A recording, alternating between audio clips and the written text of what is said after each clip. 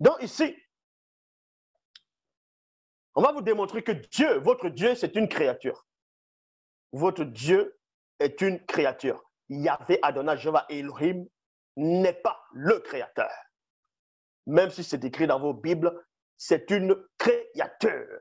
On va dans Genèse, chapitre 3, au verset 8, traduction du Monde Nouveau. Genèse, chapitre 3, au verset 8, il est dit ici, plus tard, alors que Jéhovah, Dieu, se promenait dans le jardin, virgule, donc il se promenait, donc Jéhovah, Dieu se promène. Il entre dans sa propre création, il se met à se promener. Vers le moment du jour où souffle la brise, ils entendirent la voix, sa voix. Point. L'homme et sa femme se cachèrent alors de Jéhovah Dieu parmi les arbres du jardin. Donc on vous dit, c'est que Adam et Ève se sont cachés derrière les arbres du jardin pour que Dieu ne puisse pas les voir.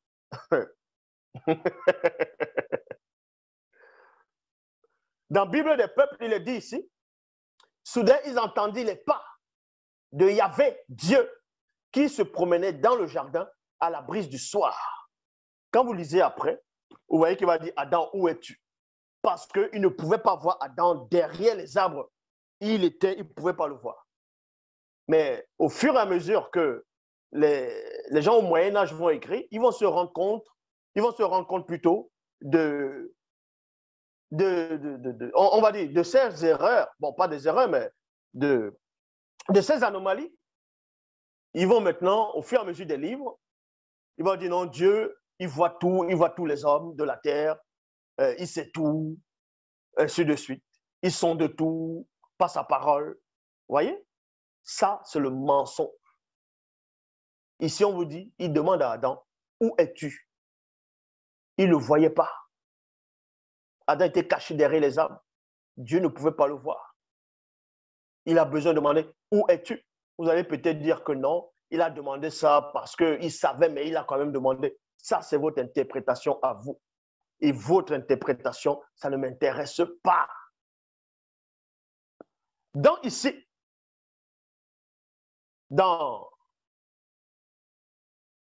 à la brise du soir,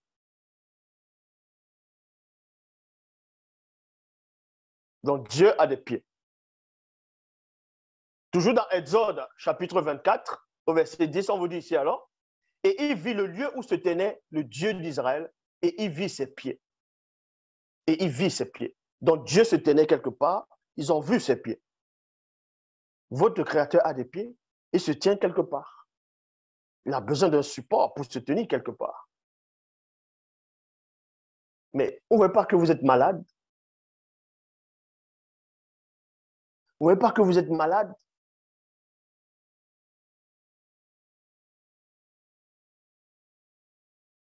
Dieu a même une paume de main. Vu que dans Exode 33, verset 22, dans la traduction du Monde Nouveau, il dit, je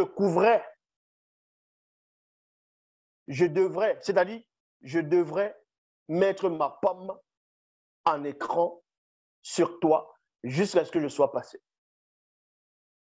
Mettre la paume. Regardez quelque chose qui ne va pas. Premièrement, Dieu dit à Moïse qu'aucun homme ne peut le voir. En gros, voir sa face et vivre.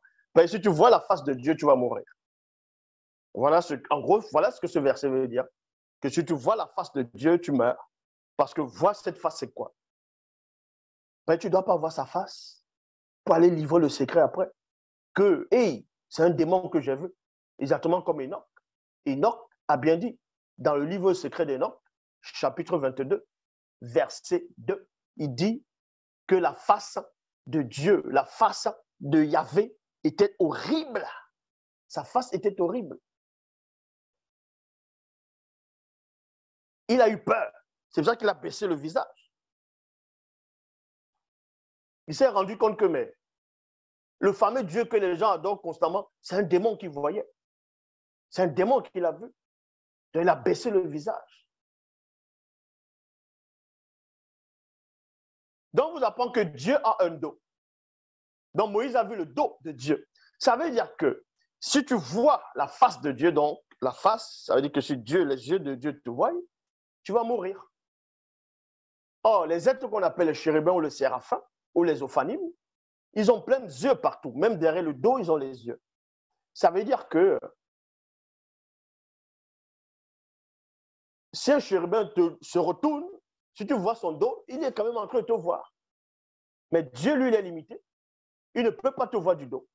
Donc, il préfère que Moïse te voie du dos pour que les yeux de Moïse ne puissent pas croiser ses propres yeux à Dieu lui-même, de peur que Moïse ne meure.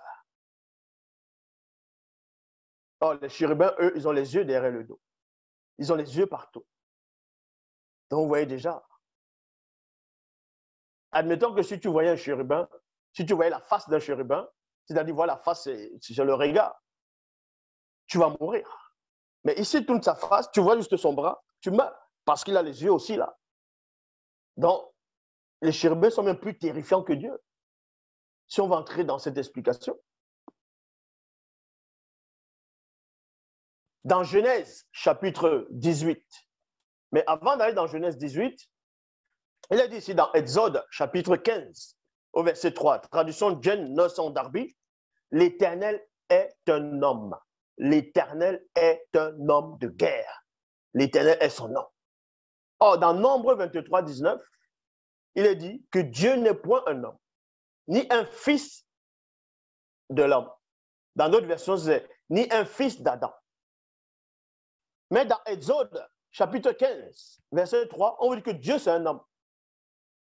Dieu, c'est un homme de guerre. King James, version Bible du roi Jack, le Seigneur est un homme de guerre.